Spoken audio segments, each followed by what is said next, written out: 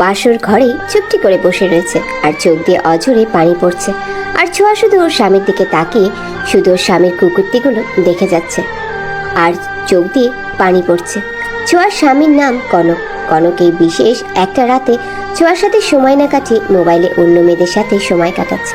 বাসর রাতে যদি কোনো স্বামী নিজের স্ত্রীর সাথে না সময় কাটিয়ে অন্য মেয়ের সাথে সময় কাটায়, তখন একটা মেয়ে কোনোদিন স্বাভাবিকভাবে থাকতে পারে না, শুধু স্বামীর কুকীর্তিগুলো দেখে যায়। ছোঁয়ারও অবস্থা হয়েছে ঠিক এমনই। ছোঁয়া আর কনকের বিয়েটা হয়েছে পারিবারিকভাবে। ছোঁয়া যখন কনকের ছবি দেখে তখনই কনককে ভালো লেগে যায়। সারাটাক্ষণ কনককে নিয়ে হাজারটা স্বপ্ন দেখেছে ওর সাথে সবসময় ছোঁয়ার পাশেই থাকবে। এইভাবে চলতে চলতে একদিন বিয়েটা হয়েই গেল।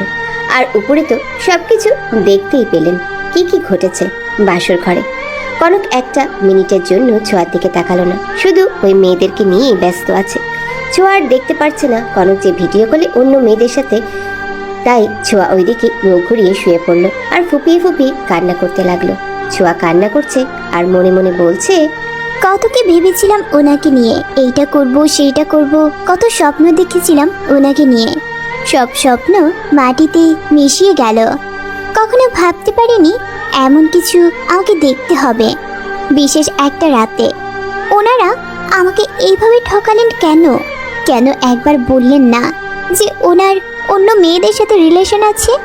তাহলে আমি এই বিয়েটা করতাম না, আমার জীবনটা এইভাবে নষ্ট করতাম না। উল্টো দিকে মুখ ঘুরে শুয়ে রয়েছে আর ফুপিয়ে ফুপিয়ে কান্না করছে। কান্না করতে করতে কখন যে ছোঁয়া ঘুমিয়ে পড়েছে টেরই পায়নি। আজানের শব্দে ছোঁয়ার ঘুমটা ভেঙে গিয়েছে। ছোঁয়া পেছনে তাকিয়ে দেখে কনক সোফায় ঘুমিয়ে রয়েছে। মেয়েদের সাথে কালকে কথা বলতে বলতে ওখানেই শুয়ে পড়েছে।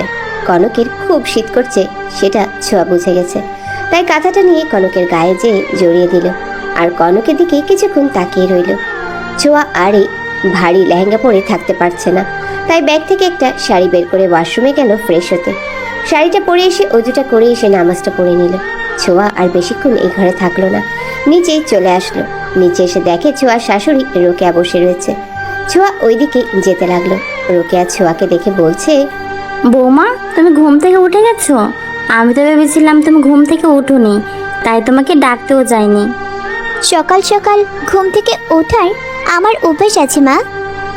গুড গার্ল, অনেকদিন পর বোধ হয় মা ডাকটা শুনলাম।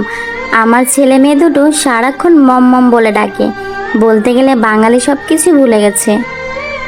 ইটস ভেরি ব্যাড, নিজের সংস্কৃতিকে ভুলে গেছে। যতই মডার্ন হোক না কেন, কিন্তু নিজের সংস্কৃতিকে ভুলে যাওয়াটা তো ভালো না। ছোঁয়ার ননদিনী নাম হচ্ছে কোয়েল।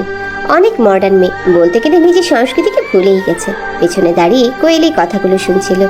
কোয়েল একসময় বলেই উঠল, আপনাকে এসব নিয়ে না ভাবলেও চলবে। সো কল্ড ভাবি, সো কল্ড ভাবি, এতে অবাক হওয়ার কিছু নেই। আমি তো তোমার মতো